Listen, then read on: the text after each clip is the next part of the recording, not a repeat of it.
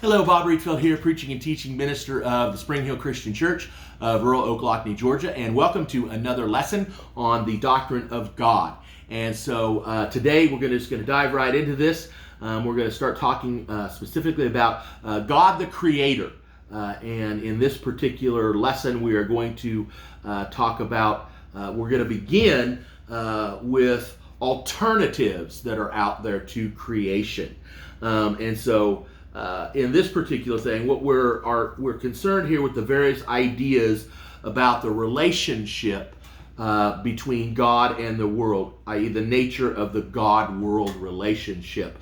This may or may not have to do with the origin of the world in this particular discussion. The biblical view is that God is eternal and infinite, and that all other beings has been brought into existence from nothing by an act of creation.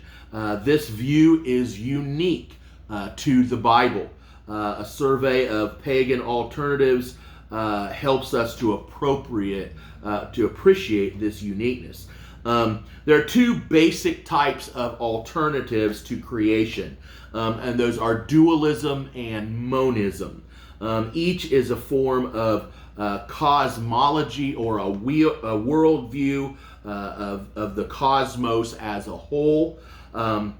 Each cosmology usually contains a cosmogony, which is a view of the origin of the world as such, or at least the origin of its present form. Dualism. This is the idea that there are two primary, equally ultimate forms of being. One of them is or contains God. The other is or contains the world. For example, God, matter, light, darkness, good, evil, heaven, earth, being, becoming.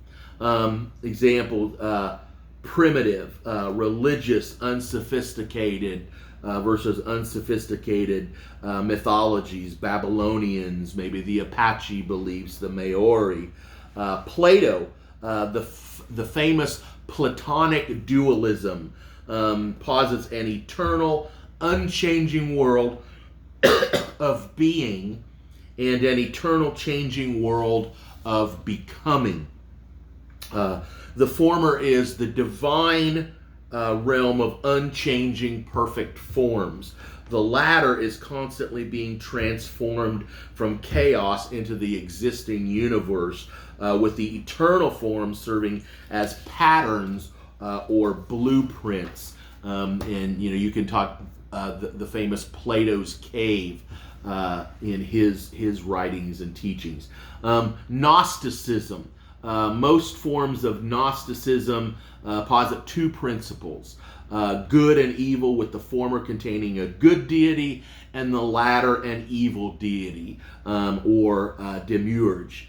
The evil deity is the creator of the material world, thus the material world itself is inherently evil in Gnosticism. Manichaeism. This is a radical dualism of good, godlike truth, and evil, matter and darkness. Views such as Gnosticism and Manichaeism are usually called philosophical or metaphysical dualisms, and they're taught in philosophy classes. Medieval Christian sects, S-E-C-T-S, groups such as the Paulicians, the Albigenses, the Bogomiles, were influenced to one degree or another by metaphysical dualism. Side note here, some of the words that I say are a little bit difficult to pronounce, and I apologize if I mispronounce them. Albigenses and Bogomiles, that we'll just go from there. That had, such of those groups that they were influenced in one degree again or another by metaphysical dualism, and so this had serious effects on their views in such things as baptism and Christology, the study of Christ, and ethics. Remember, these were medieval Christian sects. Modern dualism includes here all views that include both God and matter as separate, eternally coexisting beings. A major example is process philosophy and theology. Monism, this is the idea that there is only one ultimate form of being. All individually existing things are in some sense a part of this one being. Two types are distinguished, materialistic and pantheistic. Materialistic monism, matter is the only kind of reality that exists. The pre-Socratics, Greek philosophers before Socrates, such as Thales, said everything is ultimately made of water. And Anaximenes said all is made of air. Heraclitus said everything is made of fire. Anaximander said everything comes from apeiron, the indefinite and the indeterminate. Parmenides said that everything, all apparently differentiated. Individual beings are really just combined into one absolute, undifferentiated material mass. All differentiations are an illusion. The atomists, Democritus and Epicurus, you may recognize some of those names from philosophy class. They said that everything is composed of an infinite number of material atoms moving in infinite space. They were the very mechanistic materialists of the ancient times. There were Marxism's dialectical materialism. Then pantheistic monism, God is the only reality that exists.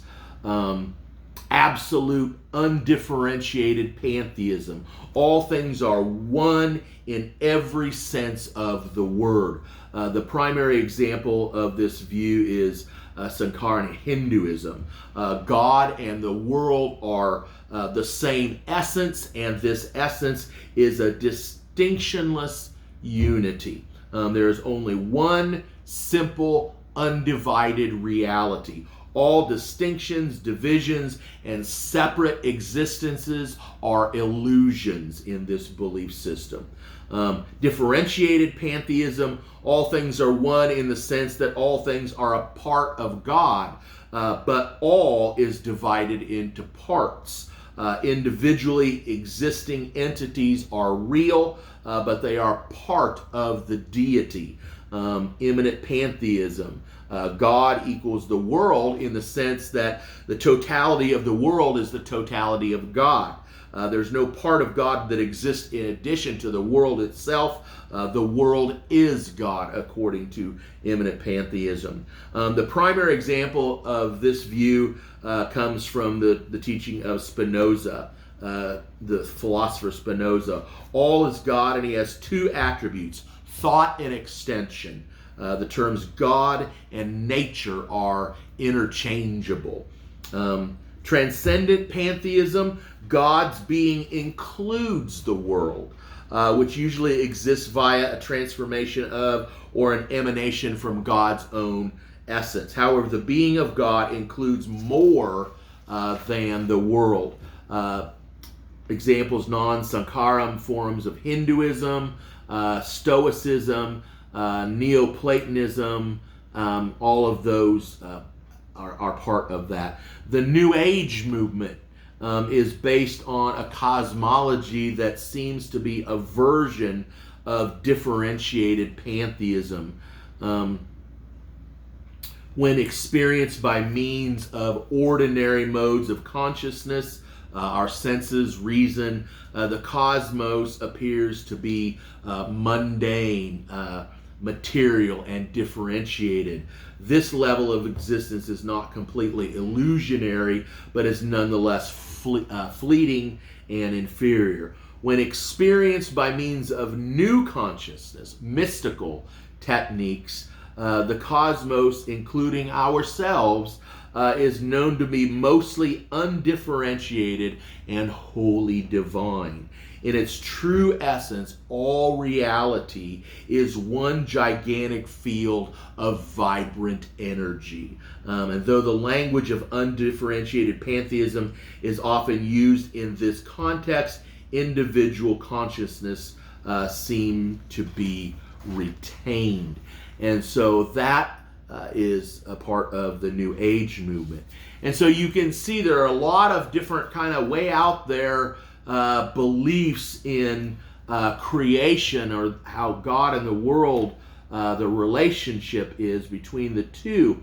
But if you were careful, you probably picked up on a few of the ideas, maybe at least parts or forms that you may hear in today's society, and you picked up on, and unfortunately even have crept into the church.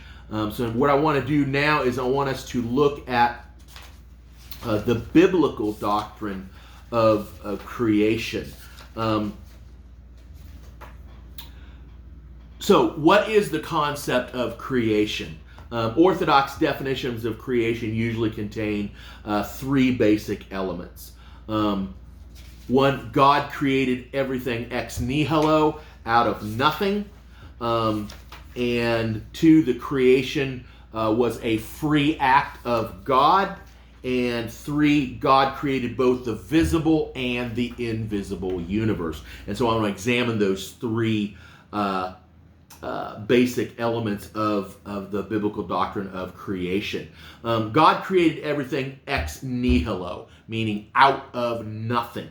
The meaning of the term ex nihilo, some have attempted to identify the nothingness with a kind of primal chaos, a primordial soup, so to speak, to make it a something. Some have seen it as absolute nothingness, where not even God exists, but usually only to deny that there ever was such a state. From nothing, nothing comes. Biblically, it means out of nothing, in the sense of not only out of anything previously existing, but without the use of pre-existing materials. Pre-existing materials could refer to God's own essence. Thus, created stuff is in no sense derived from God's own being. This is contrary to all concepts of creation that posit the world as originating by means of emanation from, or a generation from, God's essence. Pre-existing materials could refer to some kind of material mass that has eternally coexisted alongside of God. Ex nihilo creation precludes the existence of such a mass. Much of modern theology denies ex nihilo creation in its true meaning. Modernistic theology generally reinterprets creation itself to mean not only that the world has a specific relationship with God, and generally denies that it refers to the origin of the world. The question of origin is irrelevant. The term creation ex nihilo is, if used at all, is interpreted to mean that the world's relationship with God is one of absolute dependence. The fact is that creation ex nihilo has to do with both origination and a relationship of absolute dependence. The former is the cause and the source of the latter. In other words, ex nihilo origination is the very foundation of the universe's absolute dependence upon the Creator. Creation ex nihilo in Scripture, the term ex nihilo, which is Latin, is not found in the Bible, of course, nor is its exact Hebrew or Greek equivalent. The Greek equivalent appears in one of the books of the Apocrypha, 2 Maccabees 7:28. But the concept of ex nihilo appears in Genesis chapter 1, verses 1 and 2. And I'm just going to go ahead and read that right now. Genesis chapter 1, verses 1 and 2. It says, "In the beginning God created the heavens and the earth. The earth was formless and void, and the darkness was over the surface of the deep, and the Spirit of God was moving over the surface of the water." And so the phrase "in the beginning" is unqualified. It refers to the beginning, period, of all things. The verb meaning created is bara, the Hebrew word bara. In itself, this verb does not necessarily have the connection or the connotation of ex nihilo, but it is the Hebrew word closest to this meaning. The call form of this verb, as here, is always used in the Old Testament for divine activity. And it's always used for a new, extraordinary act that initiates something new. When thus used with "in the beginning," it can mean ex nihilo. Verse 2 speaks of the bringing of order out of formless and void matter. If verse 1 does not mean ex nihilo origination, then verse 2 is redundant. Formless and void matter is the result of the initial creation, not its presupposition. John 1:3 speaks of creation as coming into being. The Greek word is ginomai, which is close in meaning to ex nihilo. The main point of the text, John 1:3, is Christological. It exalts the logos, the word, and places him in the category of deity, since he shares eternal pre-existence with God. Verses 1 and 2. This sets him apart from all of creation. But unless all created being came into being ex nihilo, then even the things that came into being in a real sense would have been in the beginning alongside the Logos. This would negate the whole Christological emphasis of this particular passage. Hebrews 11:3 says the things that exist were not made out of other things. Romans 4:17 says God brings into existence that which previously did not exist. God creates by his word. We're told in Psalm 33 verses 6 and 9 and Psalm 148 verse 5. The Bible specifically and often speaks of the world's beginning. We can look in Psalm 90 verse 2, Ephesians 1:4, Hebrews 1:10.